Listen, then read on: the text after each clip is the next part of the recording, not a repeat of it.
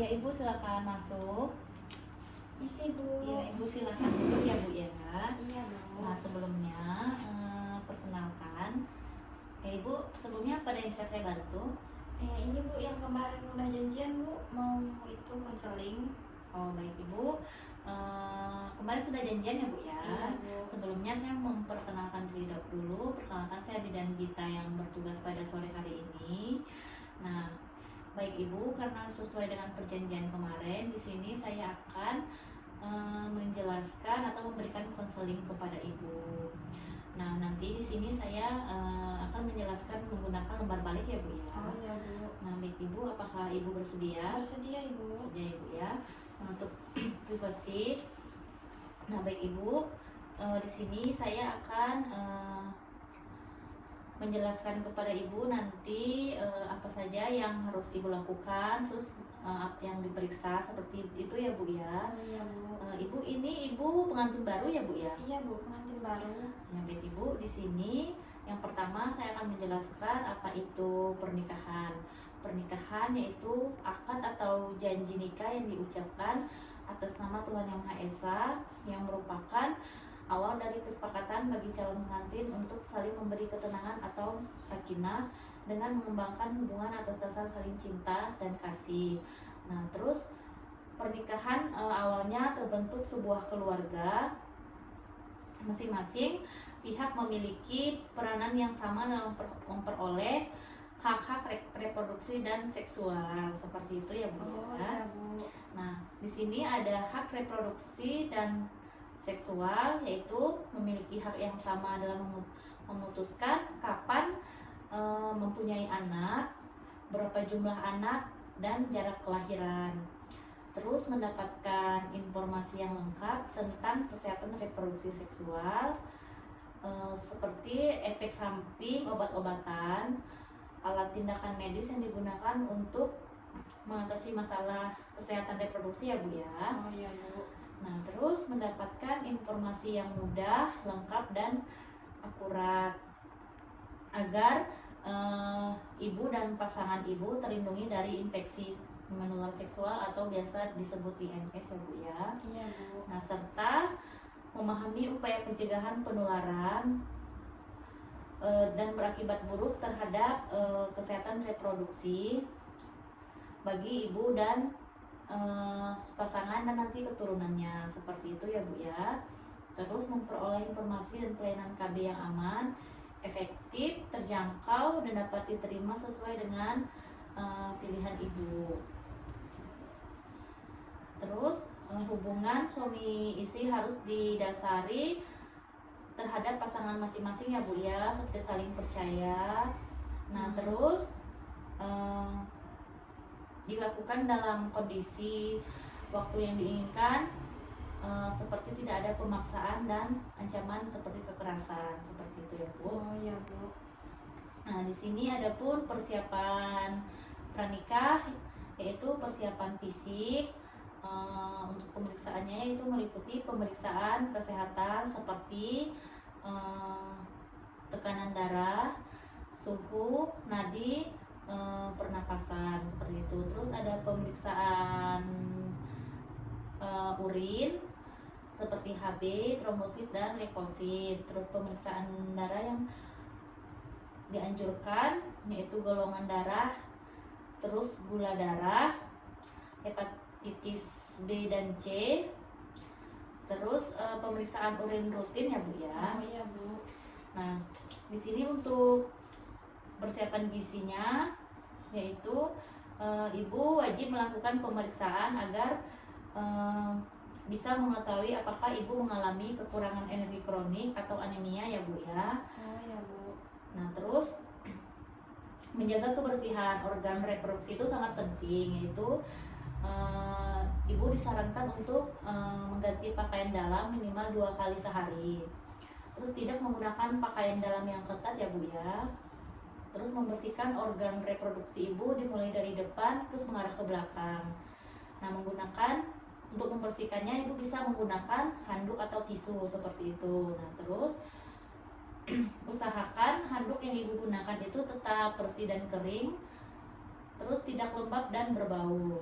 Nah, di sini perawatan khusus ibu sendiri yaitu tidak boleh sering menggunakan, maksudnya tidak boleh sering membersihkan organ reproduksi menggunakan cairan pembilas vagina ya Bu ya. Nah terus jangan memakai pembalut tipis dalam waktu lama. Terus pergunakan pembalut ketika menstruasi dan sering diganti, paling tidak selama 4 jam sekali ya Bu ya. Nah terus di sini nanti ibu dianjurkan juga untuk melakukan imunisasi TT seperti itu ya Bu ya. Nah di sini untuk imunisasi TT-nya ada 5 kali ya Bu ya. Nah yang pertama ada TT1, TT jarak TT1 sama TT2 itu sekitar 4 minggu setelah TT1. Nah terus TT3 6 bulan setelah TT2. Nah terus TT4 1 tahun setelah TT3. Terus TT5 jaraknya itu 1 tahun setelah TT4. Nah di sini adapun agar alat reproduksi untuk suami dianjurkan, yang pertama usahakan tidak melakukan tindakan kekerasan yang mengganggu pernikahan seperti kekerasan fisik, kekerasan psikis, terus kekerasan seksual ya Bu ya. Nah terus penelantaran dan eksploitasi.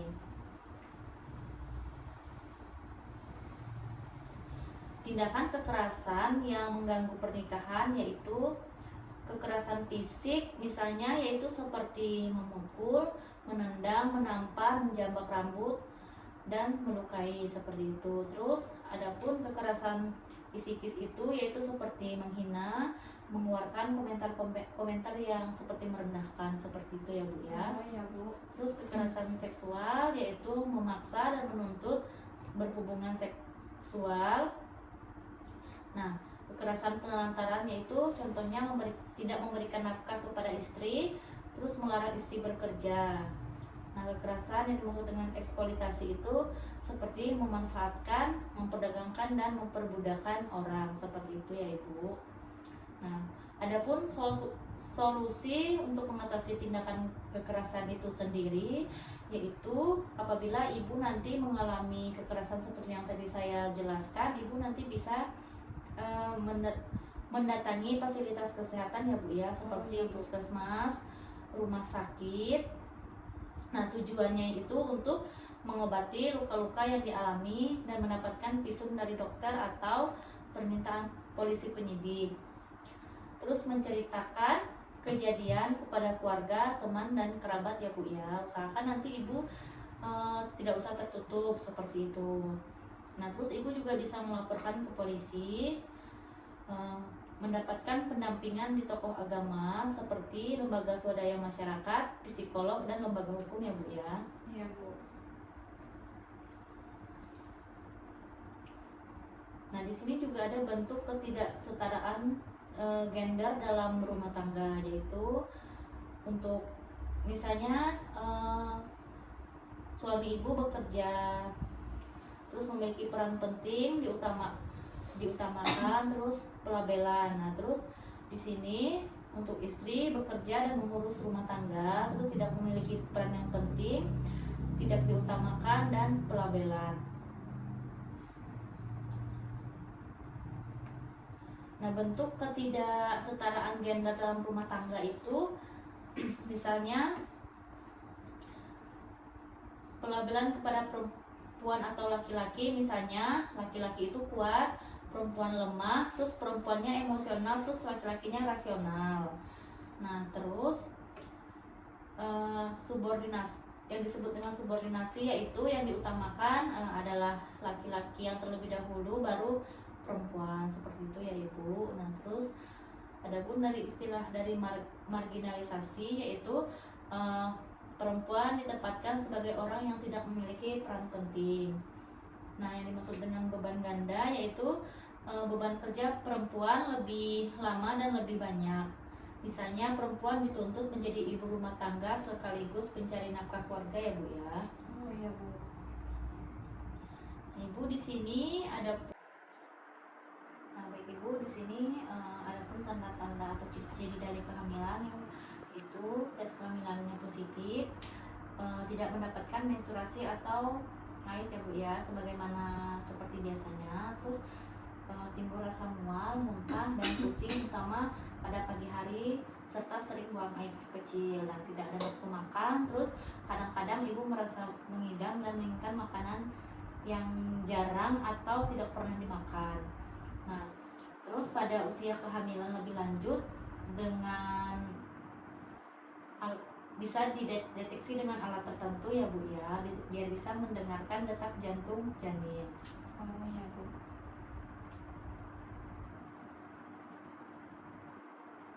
Nah, di sini juga ada kehamilan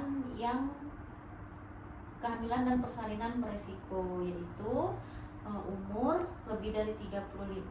Batas umur yang ideal untuk hamil yaitu 35 tahun ya Bu ya, 30 tahun dan 20 tahun. Nah, terus jangan terlambat ditolong oleh petugas kesehatan. Nah, terus jangan terlalu sering hamil ya Bu ya. Oh ya Bu. Seperti itu. Nah, kehamilan dan persalinan yang beresiko yaitu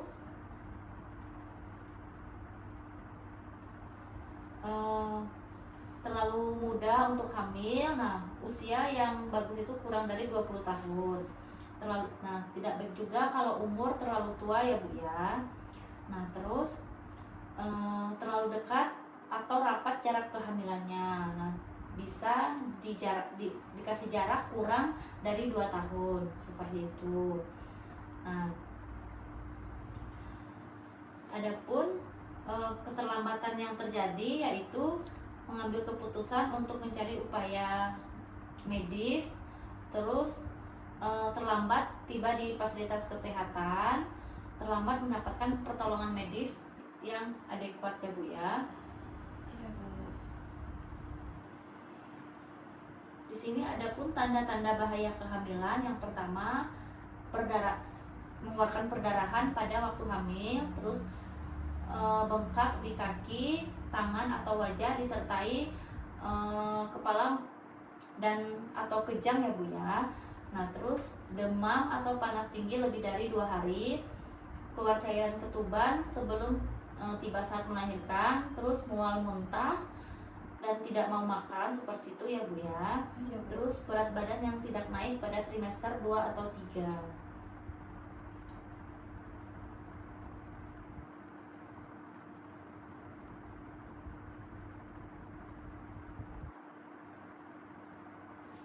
Nah, yang bagus itu yaitu persalinan ditolong oleh petugas kesehatan ya Bu ya. Nah, itu di sini juga saya akan menjelaskan yaitu tenaga kesehatan yang merupakan orang yang sudah terampil dalam membantu persalinan. Nah, apabila terdapat kelainan akan cepat diketahui dan segera dapat ditolong atau dirujuk ke puskesmas atau rumah sakit ya Bu ya. Iya Bu. Terus persalinan ditolong oleh tenaga kesehatan menggunakan peralatan yang aman, bersih dan steril sehingga mencegah terjadinya infeksi dan bahaya kesehatan lainnya.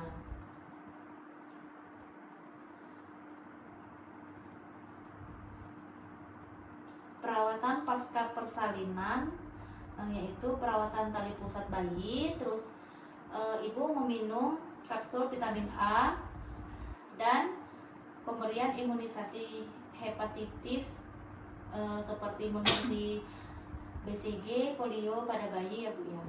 Oh ya Bu. Baterainya mau habis coba. Nah, Ibu di sini ada pun perawatan pasca persalinan yaitu melakukan perawatan tali pusar dengan menggunakan kasa bersih, kering dan steril ya Bu ya. Nah, Iya, Bu. terus dilakukan setiap hari agar tali pusatnya cepat lepas. Nah, terus pemberian imunisasi hepatitis, BCG dan polio pada bayi. Nah, terus rutin melakukan pemeriksaan kesehatan ibu dan bayi pada tenaga kesehatan minimal 4 kali dalam bulan pertama sesudah melahirkan.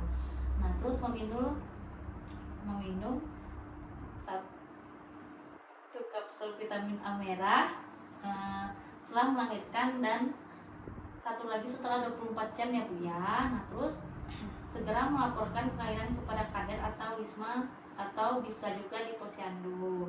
Nah, dianjurkan untuk menggunakan alat kontrasepsi kontrasepsi ya Bu ya setelah melahirkan. Di sini bertujuan untuk mencegah terjadinya kehamilan yang tidak diinginkan. Oh, Seperti ya, itu ya Bu ya.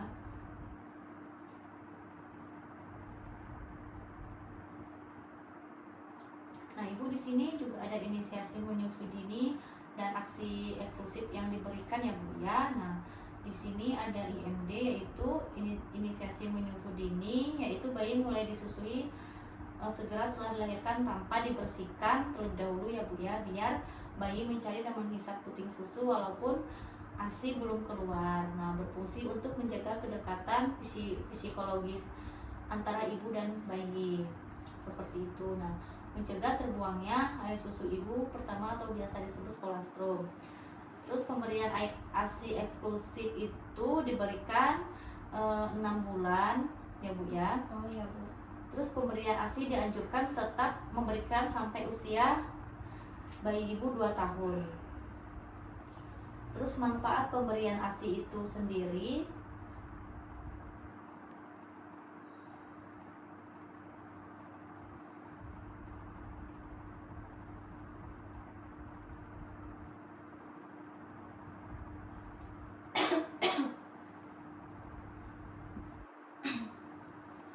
nah Ibu di sini juga ada, saya juga akan menjelaskan, yaitu HIV tidak menular ya Bu ya, melalui yaitu makanan, minuman bersama, terus memakai peralatan makanan atau minuman, bersentuhan atau berjabat tangan, berpelukan, terus hidup serumah, menggunakan toilet bersamaan, terus berenang bersama, berganti pakaian, hubungan sosial lainnya, dan gigitan serangga ya Bu ya. Oh ya Bu. Nah, Ibu di sini saya juga akan menjelaskan kanker pada perempuan. Nah, biasa terjadi yaitu kanker leher rahim atau biasa disebut serviks ya Bu ya, merupakan kanker pembunuhan perempuan nomor 2 di dunia setelah kanker payudara. Nah, kanker leher rahim bahkan menduduki peringkat pertama pembunuh perempuan ya Bu ya. Nah, kanker rahim ini merupakan kanker payudara yang sudah masuk ke stadium lanjut, sering menyebabkan kematian dalam jangka waktu relatif cepat. Oleh karena itu sangat penting untuk mendeteksi kanker sejak dini ya Bu ya. Ya Bu.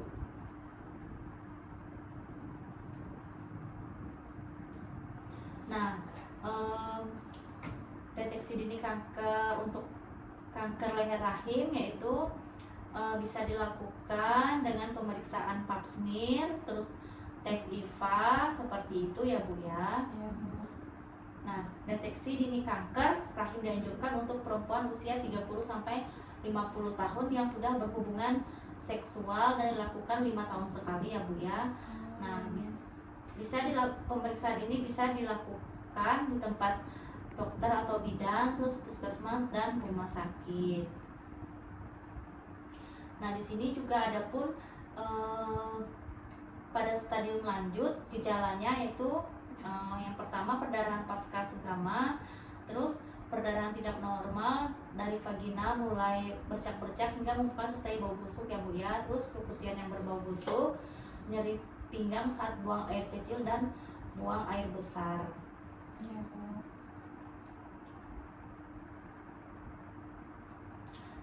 Mencegah gangguan seksualitas yaitu selalu ingat bahwa kehidupan seksual adalah milik bersama dan dibina bersama pasangan ya Bu ya. Terus bersikap dan bicaralah secara terbuka apa adanya. Terus jaga kesehatan tubuh dan jiwa dengan gaya hidup yang sehat ya Bu ya. Misalnya tidak merokok, terus tidur yang cukup, pola makan gizi seimbang, dan berolahraga secara teratur.